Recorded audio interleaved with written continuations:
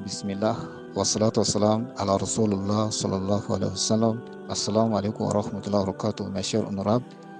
Aujourd'hui, notre sujet de rappel porte sur le type de péché d'une personne que l'islam nous ordonne de cacher, de ne pas les divulguer. Quels sont les types de péchés d'un frère, d'une sœur que l'islam nous ordonne de ne pas les exposer au public, de ne pas les divulguer? Et très certainement, à travers ces paroles divines, Allah subhanahu wa ta'ala nous dit dans la sourate Al-Imran, le verset 110, Allah subhanahu wa ta'ala nous dit Kuntum khayrun ummati akhrajat lin-nas ta'muruna bil ma'ruf wa tanhauna 'anil munkar wa tu'minuna billah. Allahu akbar. Allah subhanahu wa ta'ala nous dit vous êtes la meilleure communauté qu'on a fait surgir pour les hommes. Vous ordonnez le convenable, interdisez le blâmable et croyez à Allah. Allah subhanahu wa ta'ala nous dit nous sommes la meilleure des communautés. Pourquoi? Parce que nous interdisions le mal et nous ordonnons le bien. Et on croit en lui. Allahu Akbar.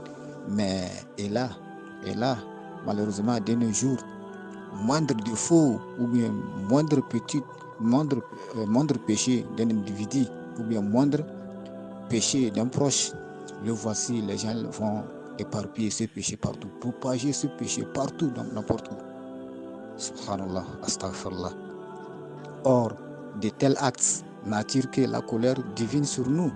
Nous sommes censés d'ordonner le bien et d'interdire le mal et de ne pas exposer le mal, mais de nos jours, c'est le contraire. Quand quelque chose de mal se produit ou bien l'un d'entre nous commet un acte blâmable, le voici, les gens vont exposer ce mal partout. Allah subhanahu wa ta'ala nous pardonne. Et ces gens même qui font, ces gens qui propagent les défauts des gens, il y a certains même, ils exposent ça partout. Et il y a aussi les innocents, ceux qui ne savent rien aussi, qui cherchent à voir la scène blâmable avec leurs yeux. Et ces gens aussi ont péché, ceux qui propagent les péchés ont péché, et ceux aussi qui cherchent à le voir aussi ont péché, comme ce qui s'est passé en Guinée équatoriale. C'est un acte très très très blâmable, et les gens courent de gauche à droite, ils veulent voir avec leurs yeux. Astaghfirullah. Allah subhanahu wa ta'ala nous en préserve. Et ainsi, le sceau des messagers, Mohammed, le prophète sallallahu alayhi wa sallam, a dit celui qui couvre les défauts de son prochain dans ces bas mondes verra Allah subhanahu wa ta'ala couvrir ses défauts le jour du jugement. Allahu Akbar. Qu'est-ce que le prophète sallallahu alayhi wa sallam voulait dire par là? C'est-à-dire, le prophète sallallahu alayhi wa sallam dit lorsque le musulman surprend son frère en train d'accomplir un acte de désobéissance, il doit le cacher, il ne doit pas exposer ce péché. Lorsque tu vois ton frère en train de commettre un acte blâmable, tu dois le cacher, tu ne dois pas le propager. C'est ce que le prophète sallallahu alayhi wa sallam voulait dire par là. Et comment tu dois le cacher, tu ne dois pas l'exposer? Comment tu dois cacher son péché, tu ne vas pas l'exposer au public? Et prenons un exemple. J'ai assisté à un événement. Du coup, j'ai vu un frère parmi un groupe d'individus qui a volé quelque chose de précieux d'un autre frère en le cachant. Quand tu as constaté que c'est là, qu'est-ce que la droiture aimerait que tu fasses? Qu'est-ce que le prophète nous recommande de faire?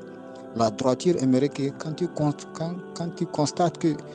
constates cela, approche-toi de ce dernier et fais-lui savoir de ce qu'il a pris en retirant cette chose et conseille-lui de ne plus refaire, de ne plus le répéter. C'est un acte blâmable. Il est croyant, il ne devrait pas voler quelque chose auprès de son prochain. Cela est déconseillé, cela est du blâmable, c'est un mal. Il n'a pas droit de prendre ce qui ne lui appartient pas. Donc la meilleure solution, c'est de lui approcher, de lui conseiller, de ne plus répéter cet acte. Et ensuite, tu remets au propriétaire. Ensuite, tu gardes ce blâmable entre vous. Tu ne parles à personne. Et voilà, c'est ce que notre Seigneur Allah subhanahu wa ta'ala veut de nous. En effet, propager ce blâmable reviendrait à reprendre la turpitude, et quiconque cache un défaut de son prochain dans le but d'obtenir la satisfaction d'Allah subhanahu wa ta'ala, Allah subhanahu wa ta'ala aussi lui récompensera le jour de la résurrection, le jour du jugement, en couvrant ses défauts aux yeux de tout le monde. Subhanallah, subhanallah, subhanallah. Donc mes chers, il est très, très, très conseillé lorsque nous voyons un mal d'essayer de l'empêcher. Quand vous voyez votre prochain commettre un mal, appelez-lui ou soit approchez-lui, conseillez-lui, parlez-lui, dites-lui ce que vous faites n'est pas bon, c'est déconseillé. Et une fois que vous parlez à la personne, vous attendez, vous gardez le blâme entre vous et c'est fini, vous ne parlez à personne, c'est ce qu'on veut de nous. Mais ce n'est pas que l'un de votre frère a fait une petite erreur, et c'est fini. Tu le propages, tu parles à tout le monde, j'ai vu tel faire de telle chose, j'ai vu telle personne voler ceci et cela, tu vois. Donc ce sont ces genres de choses que l'islam rejette catégoriquement. L'islam est contre cela. L'islam nous recommande d'interdire le blâmable et de propager le convenable. Qu'Allah subhanahu wa ta'ala nous facilite.